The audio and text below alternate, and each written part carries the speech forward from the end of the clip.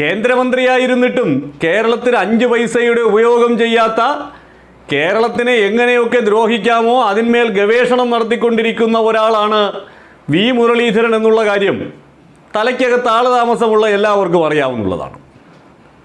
പക്ഷേ ഈ മണ്ടൻ സംഘികളുടെ കൂട്ടത്തിലും വി മുരളീധരനോട് ഇത്രയ്ക്ക് വിരോധം വച്ചു പുലർത്തുന്നവർ ഉണ്ട് എന്നുള്ള കാര്യം ഇപ്പോഴാണ് ബോധ്യമാകുന്നത്.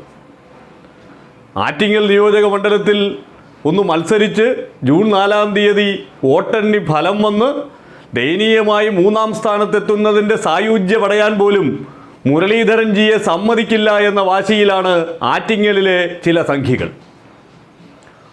ആറ്റിങ്ങൽ നിയോജക മണ്ഡലത്തിൽ ഉൾപ്പെടുന്ന വർക്കലയിൽ മുരളീധരന് വോട്ടഭ്യർത്ഥിച്ച് സ്ഥാപിച്ചിരിക്കുന്ന ബോർഡുകൾ, ആ ബോർഡുകളിൽ ഭാരതത്തിൻ്റെ വല്യേട്ടന് ഒരു വോട്ട് എന്ന അഭ്യർത്ഥനയോടെ നരേന്ദ്രമോദിയുടെയും വി മുരളീധരൻ്റെയും ചിത്രമുണ്ട്. അതിനോടൊപ്പം വർക്കലയിലെ ജനാർദ്ദന സ്വാമിയുടെ വിഗ്രഹം കൂടി ചേർത്തിരിക്കുകയാണ്. ആ വിഗ്രഹത്തിന് താഴെയായിട്ടാണ് NDA സ്ഥാനാർത്ഥി എന്ന് പോലും എഴുതിയിരിക്കുന്നത്. ശരിക്കും തെരഞ്ഞെടുപ്പ് പെരുമാറ്റച്ചട്ടത്തിൻ്റെ നഗ്നമായ ലംഘനമാണ് ഈ നടത്തിയിരിക്കുന്നത്. ജാതിയുടെയും മതത്തിൻ്റെയും ദൈവത്തിൻ്റെയും ഒക്കെ പേര് പറഞ്ഞ് വോട്ട് പിടിക്കാൻ പാടില്ല എന്ന് തെരഞ്ഞെടുപ്പ് പെരുമാറ്റച്ചട്ടങ്ങളിൽ വളരെ കൃത്യമായി രേഖപ്പെടുത്തി വച്ചിട്ടുള്ളപ്പോൾ ദൈവത്തിൻ്റെ ചിത്രം വച്ച് ബോർഡടിച്ച് അതിൻ്റെ കീഴെ വി മുരളീധരൻ്റെയും മോദിയുടെയും പടവുമടിച്ച് മുരളീധരനെ വിജയിപ്പിക്കണമെന്ന് അഭ്യർത്ഥന നടത്തിയ വർക്കലയിലെ സംഘികളെ സമ്മതിച്ചു കൊടുക്കണം. ഈ തെരഞ്ഞെടുപ്പിൽ വി മുരളീധരനെ മത്സരിപ്പിക്കുക പോലുമില്ല എന്ന് ആറ്റിങ്ങലിലെയൊക്കെ ചില സംഘികൾ നേരത്തെ പറഞ്ഞിരുന്നു. ഈ സ്ഥാനാർത്ഥി നിർണയമൊക്കെ ആകുന്നതിന് മുമ്പ് ശോഭാ സുരേന്ദ്രൻ ഫാൻസുകാരായിരുന്ന സംഘികളൊക്കെ. അത് അച്ചട്ടാക്കുന്ന തരത്തിലുള്ള പ്രവർത്തനമാണ് അവരിൽ നിന്നുണ്ടാകുന്നത്. തെരഞ്ഞെടുപ്പ് കമ്മീഷൻ നീതിയുക്തമായി പെരുമാറുകയാണെങ്കിൽ ഈ പരാതി കിട്ടിയാലുടൻ വി മുരളീധരനെ മത്സര രംഗത്ത് നിന്ന് അയോഗ്യനാക്കാൻ പര്യാപ്തമായ തെറ്റാണ് ചെയ്തിരിക്കുന്നത്. ഒരു സ്ഥാനാർത്ഥി ദൈവത്തിൻ്റെ ചിത്രം വെച്ച്, അതും വർക്കലയിലെ ജനാർദ്ദന സ്വാമി, ആ ജനാർദ്ദന സ്വാമിയുടെ വിഗ്രഹത്തിൻ്റെ ചിത്രമാണ്. അപ്പോൾ മതപരമായ വികാരം ഉപയോഗിച്ച് വോട്ട് പിടിക്കാൻ ശ്രമിക്കുന്നു എന്നുള്ളത് ഗുരുതരമായ തെരഞ്ഞെടുപ്പ് ചട്ടലംഘനമാണ്. അങ്ങനെ ചെയ്യുന്ന ഒരു സ്ഥാനാർത്ഥിയെ തെരഞ്ഞെടുപ്പിൽ മത്സരിക്കാൻ തെരഞ്ഞെടുപ്പ് കമ്മീഷന്റെ ചട്ടങ്ങൾ അനുവദിക്കുന്നില്ല. തെരഞ്ഞെടുപ്പൊക്കെ കഴിഞ്ഞ് ഈ വിജയിക്കുന്ന സ്ഥാനാർത്ഥികൾക്കെതിരെ സാധാരണ ഇത്തരത്തിലുള്ള തെരഞ്ഞെടുപ്പ് കേസുകൾ ഉണ്ടാവാറുണ്ട്. ഇപ്പോൾ തൃപ്പൂണിത്തുറയിൽ കെ ബാബുവിനെതിരെ എം സ്വരാജ് നൽകിയിരിക്കുന്ന കേസ് ശക്തമായി തന്നെ മുന്നോട്ട് പോകുന്നത് അയ്യപ്പൻ്റെ ചിത്രം ഉപയോഗിച്ച് വോട്ട് പിടിച്ചു എന്നുള്ളത് കൊണ്ടാണ്. അത് ബോധ്യപ്പെട്ടത് കൊണ്ടാണ് സുപ്രീം കോടതി പോലും ബാബുവിൻ്റെ ആ കേസ് റദ്ദാക്കണമെന്നുള്ള ആവശ്യം നിരാകരിച്ചത്.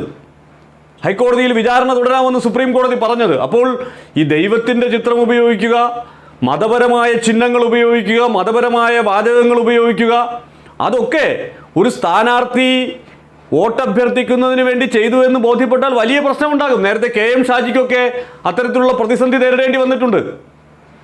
ഇവിടെ ഇത്രയ്ക്ക് ബോധമില്ലാത്തവരാണോ? ബോധമില്ലാത്തത് കൊണ്ടൊന്നുമല്ല.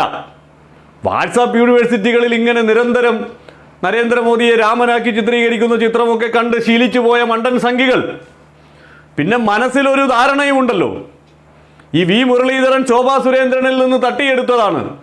കേന്ദ്രമന്ത്രിയായിരുന്നിട്ട് കേരളത്തിനോ പാർട്ടിക്കോ ഒരു ഗുണവും ഉണ്ടായിട്ടില്ലാത്ത ഒരാളെ എന്തിനു വേണ്ടി ഞങ്ങൾ കഷ്ടപ്പെട്ട് പ്രവർത്തിക്കുന്നു, ഈ വെയിലൊക്കെ കൊള്ളുന്നു, ഇനിയും 1 മാസം എന്നുള്ള ചിന്ത ഇവർക്ക് ഉണ്ടായി കാണണം. അല്ലെങ്കിൽ പിന്നെ പരസ്യമായി ദൈവത്തിൻ്റെ ആ വിഗ്രഹത്തിൻ്റെ ചിത്രവും അതോടൊപ്പം ഭാരതത്തിൻ്റെ വല്യേട്ടൻ ഒരു വോട്ട് എന്നുള്ള അഭ്യർത്ഥനയും മോദിയുടെയും മുരളീധരൻ്റെയും വിളിക്കുന്ന ചിത്രവും ഒക്കെ വയ്ക്കുമോ? ഇനി ഇപ്പോൾ ഉത്സവങ്ങൾ വരുമ്പോൾ അല്ലെങ്കിൽ വിശേഷ അവസരങ്ങൾ വരുമ്പോഴൊക്കെ ഈ സ്ഥാനാർത്ഥികൾ അവരുടെ ആശംസകൾ നാട്ടുകാരെ അറിയിക്കുന്നതിന് വേണ്ടി പലവിധ മാർഗങ്ങൾ സ്വീകരിക്കാറുണ്ട്. പക്ഷേ അതിലൊന്നും അവർ വോട്ടഭ്യർത്ഥന നടത്താറില്ല. വിഷു അല്ലെങ്കിൽ ഈസ്റ്റർ അല്ലെങ്കിൽ ഏതെങ്കിലും ഒരു ക്ഷേത്രോത്സവം അവിടെ വരുമ്പോൾ അവിടെ വോട്ടഭ്യർത്ഥന നടത്താറില്ല. അവരുടെ ചിത്രം വെച്ച് UDF സ്ഥാനാർത്ഥിയെന്നോ LDF സ്ഥാനാർത്ഥിയെന്നോ BJP സ്ഥാനാർത്ഥിയെന്നൊക്കെ വെച്ച് അത്തരത്തിലുള്ള കാർഡുകൾ വിതരണം ചെയ്യാറുണ്ട്. പക്ഷേ അതിൽ ചിഹ്നം വച്ച് വോട്ടഭ്യർത്ഥന നടത്തിയാൽ അത് ഗുരുതരമായ ചട്ടലംഘനമാണ്. ഇപ്പോൾ വി മുരളീധരന് വർക്കല ജനാർദ്ദന സ്വാമി ക്ഷേത്രത്തിലെ എന്തെങ്കിലും ഒരു ആഘോഷം നടക്കുമ്പോൾ അല്ലെങ്കിൽ ഉത്സവം നടക്കുമ്പോൾ ഭക്തജനങ്ങൾക്ക് ആശംസ അർപ്പിക്കാൻ അദ്ദേഹത്തിന് ഇപ്പോഴും കേന്ദ്രമന്ത്രി എന്നുള്ള പദവിയുണ്ട്. പാഴ്മന്ത്രിയാണ് എന്ന് ആളുകൾക്കൊക്കെ അറിയാമെങ്കിൽ പോലും ഒരു പദവി ഉണ്ടല്ലോ. ആ പദവി വെച്ച് ആശംസകളെന്ന് പറഞ്ഞാൽ ഒരു കുഴപ്പവുമില്ല. അതിൽ ആർക്കും ഒരു അസഹിഷ്ണുതയും തോന്നുകയുമില്ല, ആരും പരാതിയുമായി പോവുകയുമില്ല. പക്ഷേ തെരഞ്ഞെടുപ്പ് ചിഹ്നം ഉപയോഗിച്ച് ആ ദൈവത്തിൻ്റെ ചിത്രത്തോടൊപ്പം വി മുരളീധരനെ വിജയിപ്പിക്കുക എന്നെഴുതിയ ഒരു ബോർഡ് വച്ചാൽ അത് നഗ്നമായ ചട്ടലംഘനമാണ്. തെരഞ്ഞെടുപ്പ് കമ്മീഷൻ BJPയുടെ പോക്കറ്റിലായതുകൊണ്ട് എന്തു തോന്നിയാസം കാണിച്ചാലും അതൊക്കെ കുഴപ്പമില്ലാതെ പോകും എന്നുള്ള ആത്മവിശ്വാസം അവർക്കുണ്ടാകും. പക്ഷേ ഒരല്പമെങ്കിലും നീതിബോധം തെരഞ്ഞെടുപ്പ് കമ്മീഷനിൽ ബാക്കിയുണ്ടെങ്കിൽ ഈ മനുഷ്യൻ തെരഞ്ഞെടുപ്പിൽ മത്സരിക്കാനേ അർഹനല്ലാതായി മാറിയിരിക്കുകയാണ്. ഇപ്പോൾ LDFും UDFും ഒക്കെ ഈ വിഷയത്തിൽ പരാതിയുമായി തെരഞ്ഞെടുപ്പ് കമ്മീഷനെ സമീപിച്ചിട്ടുണ്ട് എന്നാണ് മനസ്സിലാക്കാൻ സാധിക്കുന്നത്. ആ പരാതികളെ ഗൗരവത്തോടെ എടുത്താൽ വി മുരളീധരന് വേറെ സ്ഥാനാർത്ഥികൾക്ക് വേണ്ടി ഇനി സജീവമായി പ്രചരണ രംഗത്തിറങ്ങാം. ആറ്റിങ്ങലിലെ സംഘി കുഞ്ഞുങ്ങൾക്ക് സ്വസ്ഥമായി വേറെ ഏതെങ്കിലും സ്ഥാനാർത്ഥിയെ, കാരണം നാമനിർദ്ദേശ പത്രികയൊക്കെ സമർപ്പിക്കാനുള്ള സമയം ഇനിയുമുണ്ടല്ലോ, വേറെ ഏതെങ്കിലും ഒരു സ്ഥാനാർത്ഥിക്ക് വേണ്ടി വോട്ട് അഭ്യർത്ഥിക്കുകയും ചെയ്യാം. That a weapon loses its potency if it is overexposed or over-applied or even misused. If that happens, there may be a negative perception about the actions of the Enforcement Directorate and by extension PMLA. Modi തൻ്റെ അന്വേഷണ ഏജൻസികളെ ഉപയോഗിച്ച് പ്രതിപക്ഷ നേതാക്കളെ വേട്ടയാടിക്കൊണ്ടിരിക്കുന്ന ഈ കെട്ടകാലത്ത് നമുക്ക് പ്രതീക്ഷ പകരുന്നത് നീതിപീഠങ്ങൾ മാത്രമാണ് എന്നുള്ളതിൻ്റെ ഒടുവിലത്തെ ഒരു ഉദാഹരണം. കോടതിക്ക് പുറത്തും നമ്മുടെ ജഡ്ജിമാർക്ക് ചില യാഥാർത്ഥ്യങ്ങൾ വെട്ടിത്തുറന്നു പറയേണ്ടി വരുന്നു. പൊതുവേദിയിൽ പരസ്യമായി തന്നെ മോദിയുടെ EDയുടെ തോന്നിയാസങ്ങളെക്കുറിച്ച് പരാമർശിച്ചു പോകേണ്ടി വരുന്നു ഒരു സുപ്രീം കോടതി ജഡ്ജിക്ക് തന്നെ.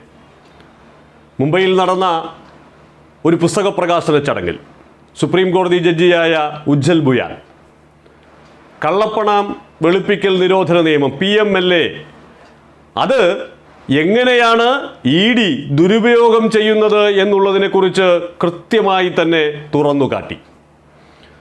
സുപ്രീം കോടതിക്കകത്ത് കഴിഞ്ഞ കുറേ ദിവസങ്ങളായി വിവിധ ബെഞ്ചുകളിൽ നിന്ന് EDയുടെ തോന്നിയാസങ്ങൾക്കെതിരെ വലിയ വിമർശനങ്ങൾ ഉയർന്നുകൊണ്ടിരിക്കുന്നു. ED കാട്ടിക്കൂട്ടുന്നതൊന്നും നിയമത്തിൻ്റെ പരിധിയിൽ നിൽക്കുന്നതല്ല എന്നും നിയമപരമായി വേണം ഒരാളെ അറസ്റ്റ് പോലും ചെയ്യേണ്ടത് എന്നും സുപ്രീം കോടതി വ്യക്തമാക്കിക്കൊണ്ടിരിക്കുന്നതിനിടയിലാണ് സുപ്രീം കോടതിയിലെ ഒരു ജഡ്ജി ഒരു പൊതുചടങ്ങിൽ EDക്കെതിരായ നിശിത വിമർശനവുമായി രംഗത്തെത്തുന്നത്.